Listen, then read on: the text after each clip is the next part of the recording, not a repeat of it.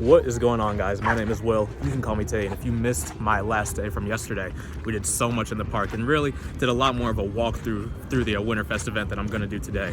Today, I'm just back just to do some more rides, honestly. Now I'm staying in Charlotte, so I'm going to come do Fury as much as I can. And today, I'm trying to do Nighthawk and maybe go get a couple more rides on Copperhead Strike.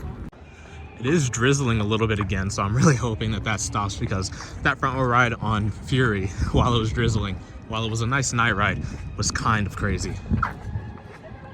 So I think the plan is we're gonna do Nighthawk hopefully and then Copperhead Strike while we let it get a little bit dark, and then we're gonna get another night ride on Fury. I do want to reiterate that if it sounds like, I'm breathing heavily through words, I've been having some health issues with my respiratory system. So yeah, I'm working through that still. So one thing I noticed is that unlike Kings Island, this park doesn't have the show where they light up the Christmas tree. It's actually already lit up. Maybe just because it's on the Windseeker, which isn't the focal point of the park like the Eiffel Tower is for Kings Island. Alright, so just through the main turnstiles, I just want to say again, maybe I'm used to Kings Island, but this entrance on this park is really nothing major. I mean, just a few buildings and yeah, it just doesn't look as nice, but the rest of this park is definitely beautiful. And I'm not just talking about Winterfest, just in general. You have a nice little show going on though, at the foot of the entrance plaza. So we're gonna head right here to Nighthawk. I know it is close to the front, but it does look to be operational, so hopefully there's not a lot of people in line for it. So it looks like a half-empty train, and haven't seen a lot of people heading this way. Oh, it's a completely full train. I don't know what I was thinking. But the queue is open and it says 0 minutes here. We'll zoom in on the wait time here. Oh, and okay, so this sign's interesting. So Fury will close if it hits 40. This one can go up to 45 degrees. And then there, 0 minutes, so let's do Nighthawk.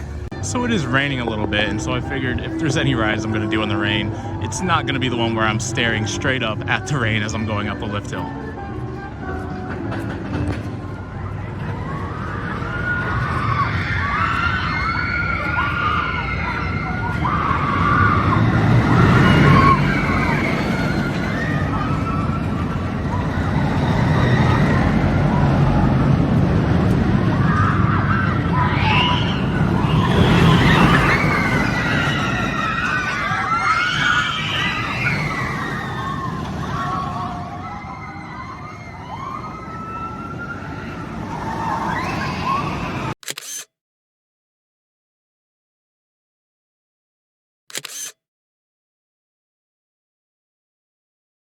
Alright, so we're going to continue along this way, and I figured while I wait for it to get dark and for Fury to actually speed up, because it actually does speed up a lot.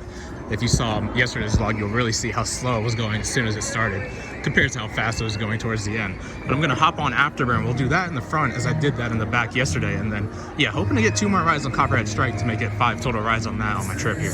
So I'm over here at Afterburn, and I'm looking at a completely empty queue, so it's crazy. There's actually probably less people here than there were yesterday. So I'm going to try this in the front today, as the back was crazy intense, and this is definitely an elite invert, but it rattled my brain a little too much and even gave me a headache. So hopefully the front is smoother, and it should be pretty fast as well. Just had to stop and showcase this completely empty station. I mean, this is crazy. So I just got off Afterburn. I'll review it in a second, but just looking at the construction for the new area.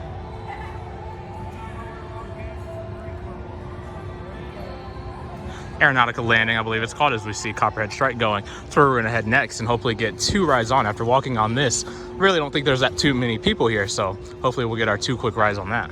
So this thing is absolutely an elite invert, and I would say it's actually more intense than Banshee, and I'll take it over Raptor at a Cedar Point. The one thing I do want to say though, and I've never had as much of this issue on any B&M, is the head shaking back and forth. I mean, I actually much prefer Banshee's rattle, but with the vest restraints, so you can't hit your head back and forth, compared to how this one, sort of just shakes your head back and forth. You can really hit the restraints and have a not good time if you don't know how to ride these. But as intense as it is, I mean, that's really the only problem with it.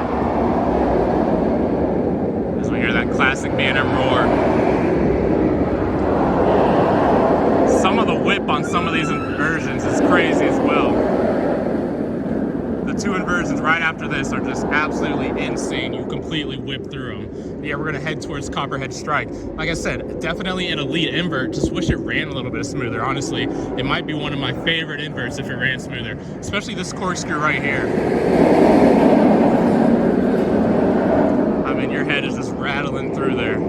Look at how empty this train is. I mean, 3 rows full of people. And this I felt like would be one of the rides that would be more crowded right after opening because it's closer to the front. Hopefully not everybody's at Fury. So I'm walking through this festive little village. I just want to say that I won't be filming as much of the Winterfest content in this vlog. Just going to be going around doing rides. But if you do want to see, you know, more of the Winterfest event, go ahead and check out my last vlog. I will say I feel like Kings Island does lights a little bit better, but the ride lineup for this Winterfest is just blows Kings Island out of the park. Got a nice live show going on between Afterburn and Copperhead Strike. This is something that I'm actually not sure if Kings Island has or not, and it's the Jesus scene right in front of what they are using Windseeker for to be their Christmas tree. As I said, I think Kings Island's Eiffel Tower works a lot better as the Christmas tree, but let's head over towards Copperhead Strike. So heading back over here towards Copperhead Strike, and I did see that it was on 3 trains earlier in Winterfest, but it is only on 2 now, which is fine because they've been getting the trains out pretty consistently. And yeah, the line even moved quick when I had to wait in it yesterday. But I have not seen maybe but 2 people over here. So I cannot wait to do this ride again.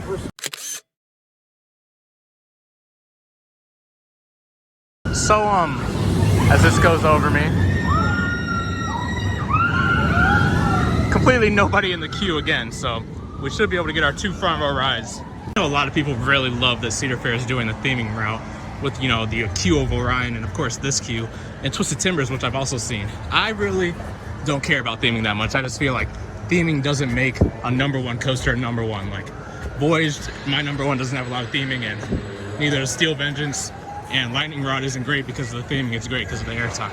Here we go into our second completely empty station of the day. So in that last clip, I did not mean to make it seem like, you know, theming is irrelevant and don't do it, it sucks. Just think it's something that the community overhypes sometimes. What also is overhyped, but is very cool, are Zen rides, just because, you know, the trains don't run as fast when there's only 1 person on them. But I just got a Zen ride on Copperhead Strike. This ride is so much fun. I mean, even with me just being on the train in the front, that was such a fun ride. It's such a repeatable ride. I love this coaster. I'm gonna go do it again in the front. Wow, we may have to head over to Fury soon. Look at that, how cloudy. Can't even see the drop, it's so cloudy. So I'd heard before that the back was better on this ride, and I know that I'm just normally a subjective front person, or somebody who likes the front row on just about every ride. But I can tell you objectively on this one, I absolutely love the front more, because not that loop right there, but that airtime hill through the loop, you get thrown out of your seat on the front, and in the back you maybe get a little bit of a pop. But by the way, right after this airtime hill, your restraint will slam down on you if you're not careful. So here we have the start of the second launch. I really wish that there was some airtime going into that airtime hill on the launch.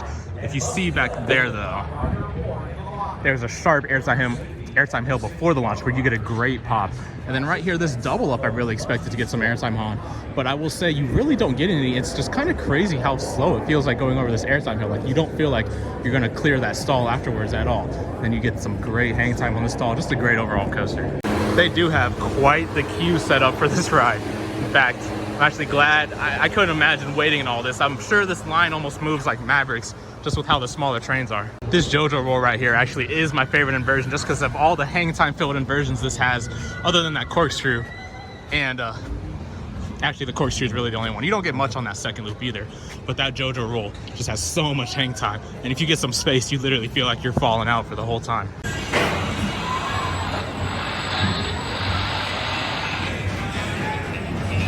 So Copperhead Strike, that might be the funnest coaster, one of the funnest coasters I've ever been. It's right up there with Twisted Timbers, and that it's such a fun ride that you can do over and over again. It is a little rattly, so I wouldn't do it too many times, but I'm gonna go to Fury because I just talked to a gentleman who said it's walk on like Copperhead Strike. So let's head over there. But that ride is so fun. I love that ride. It's such a perfect ride for what it does. All right, so walking towards this section of the park, I can't remember if there was like a dead end here before Copperhead Strike or what, but here's this boomerang here. Did it yesterday in yesterday's vlog and got that credit. Just another ride that I didn't expect to be open during Winterfest. So now I wonder if in Vertigo, Kings Island could be open. But we're gonna walk over to Fury and see what that line looks like. Zoom in on Fury over there. It's getting pitch black. Actually, it probably is pitch black, so let's get over to Fury. Hopefully it is walk on like the guy said. That would be amazing. Hey, we're not at Kings Island, but I see Bengals gear. That's funny. So I love this area with the carousel in the middle and all of the lights. Oh no, it's starting to rain again. This Wild Mouse right here, again, another ride that I didn't expect to be open, but I ended up getting that cred yesterday, as that wasn't a ride that I did last time I was here. So this area doesn't seem to be crowded with people at all as we turn right towards Fury. And again, I just want to reiterate this, I just said it in the last vlog, but I had about 1 month to lose probably as much weight as I could to be able to fit, as I couldn't fit on Orion during the season, and I ended up losing about 20 pounds in a month to be able to come here and barely fit on this. So I just want to say, because I know there's a lot of people who comment on my videos about, you know, how the fit is on certain rides and if they have big boy seats, use this fashion as your motivation. I was literally on the treadmill just thinking of this day coming to ride Fury, and yeah, I should hopefully get my 10th ride on it. Oh, would you look at this? He was right. No line. I cannot wait. No line for one of the best coasters on the planet. I cannot believe it. I was originally just gonna do a front and do my 10th ride, but with it being walk-on and with this ride being so world-class, I'm gonna take advantage and do this probably as much as I can. What's interesting is that this red light here, there's normally somebody there operating, but it looks like they can switch to a mode where there doesn't have to be somebody here and they don't have to push that button for the dispatch. Let's do this. So we've got the full train that we need, and then just walk on. So we'll see how many times we end up doing this. Who knows when I'll be back here. So just had a great front row ride and was gonna go do it again, but the ride's broken now. I will say, I think I felt what it was. So compared to all the other rides I've had on this, as we were lining up and going up the chain, you felt it, there was this massive jolt going on the chain, and that's not normally there. So I wonder if they saw that, if the ride faulted or what happened there. So yeah, can't go back in. I don't know if we're gonna hang around. We might, just because there's nothing better to do, and this ride was a walk-on. So just had another front ride on this, and this was a true night ride. It wasn't, well, the other one was true, it was just raining. It wasn't raining this time, and man, that wind in your face still feels like it should be illegal. It's just that cold. I mean, towards that last helix, I'm literally covering my face because like, my face cannot take it anymore. It feels illegal for that to be open in the cold. Exceptional, so much wind in your face.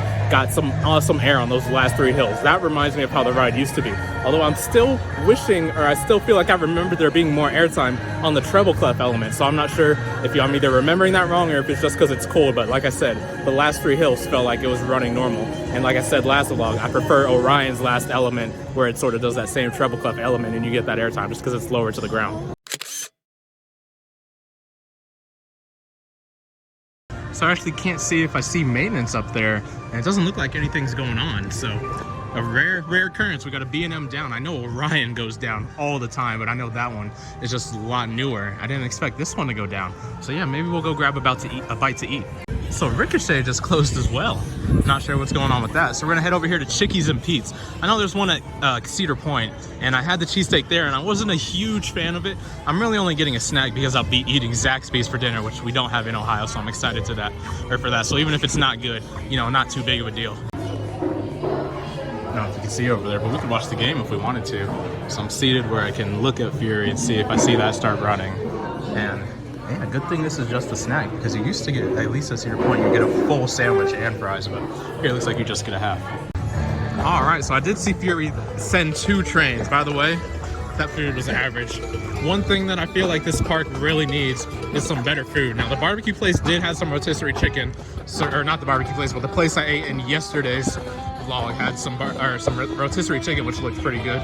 Like I said, the tenders there were nowhere near on par with Kings Island's Chicken Shack.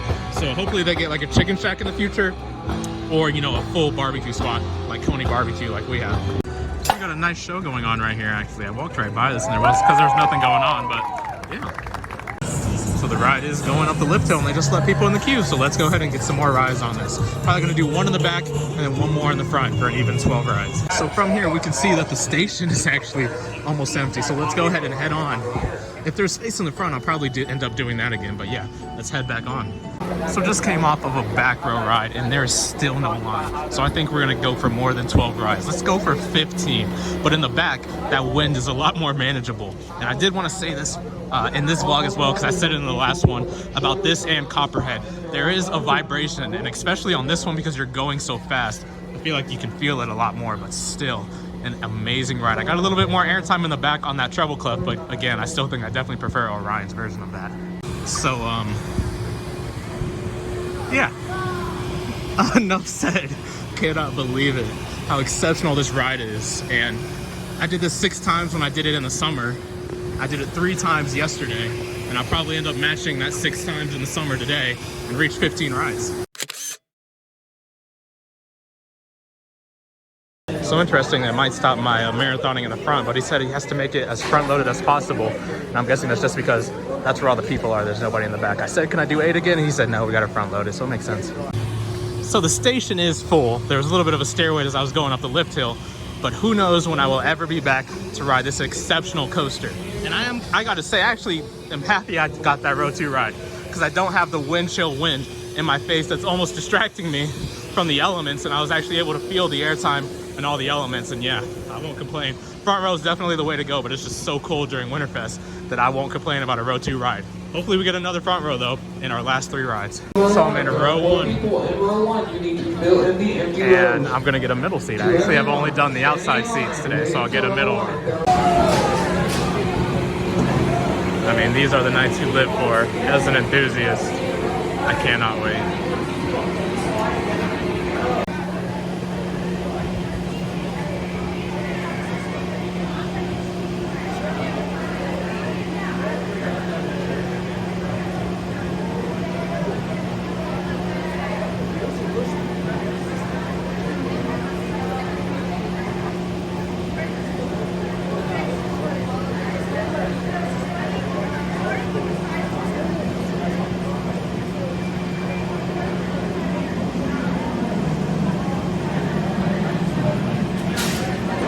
So there is a little bit of a stair stack up, but I don't want to end with 13 rides.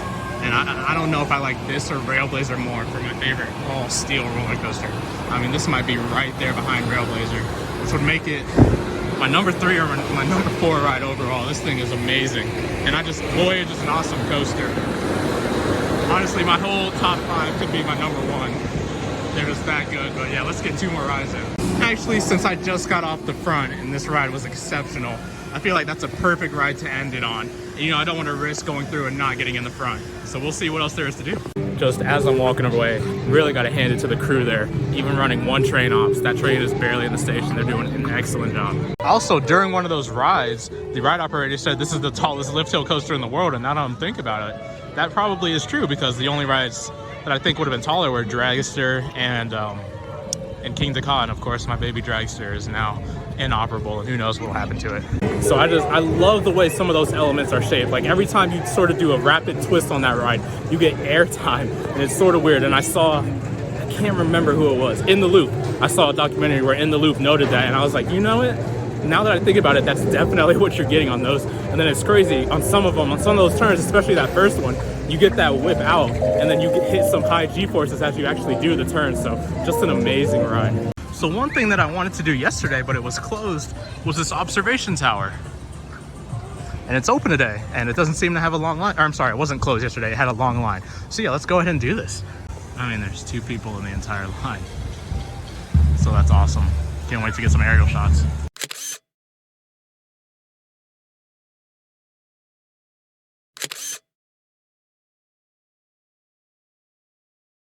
So it seems like the only place that really has good gifts, like in terms of a gift shop perspective, just walked into these 2, and they don't really have anything in terms of the coasters or anything at Carowinds. So let's say we're heading back to Fury's gift shop.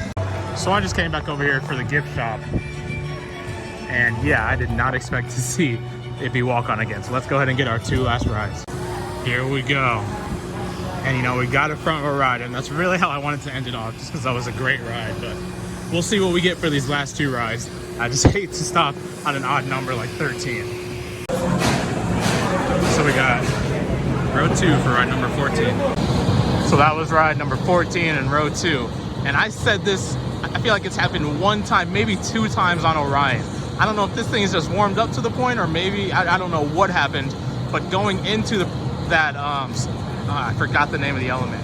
The treble clef, going into that treble clef, not the airtime moment at the top, but twisting up into that. I actually felt the G-forces in my foot like I was on an inverted coaster. That is crazy how many G's that part is pulling. Yeah, some of these turns on this ride just pull some intense G-forces.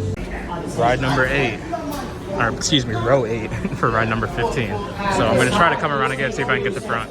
All right, so after ride 15 in the back row, I'm gonna wait a couple trains to see if the line goes down enough for me to maybe get a front row ride on this. I just wanna quickly say, when you are in the back, when you get yanked over that first drop, you are out of your seat. You get a nice pop of airtime, and then you are out of your seat the entire way down to the drop until you slam back into it. I mean, that drop in the back is unreal. So it was really nice. I asked that gentleman all the way in the back.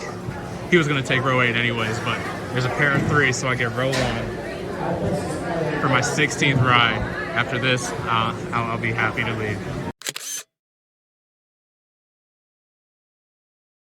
Also, shouts out to this worker right here. He helped this happen as well, and just this whole crew is doing an excellent job, even with one train. So with that front row ride on Fury, I'll give my thoughts on this ride in a second. Gonna get some merch real quick. I actually really like the design of this one. I think I'm gonna get this one. All right, so I actually also got a mug that has Fury 325 on it, as the one that I used to have is losing the glue on the bottom, so the bottom's gonna come off at any point, and this one seems to all be in one piece. But wow, what a coaster. Gonna get one more shot of it. What a world-class coaster, and I'm honestly thinking that I might like that. As crazy as Railblazer is, this is the longer ride, and this is the more wind-in-your-face ride. This might be my number 2. What a coaster. There's this Enterprise ride here, and I actually would have loved to do this because Cedar Point got rid of theirs, but it probably would have made me a little bit sick. And with riding Fury 7 times today, don't think that was the best idea. Thank you for visiting Carowinds. No, the pleasure has been all mine. And I'm gonna give one more shot of this epic coaster, and then I'll wrap up the vlog and tell you my final thoughts on the park and the experiences we did today.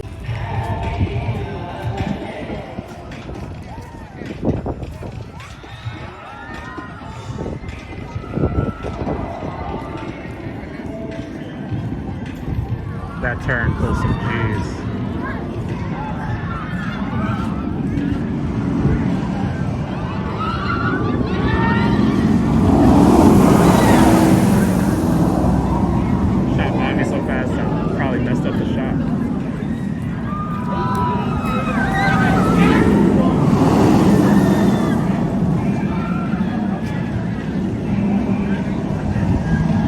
Probably gonna get one more shot.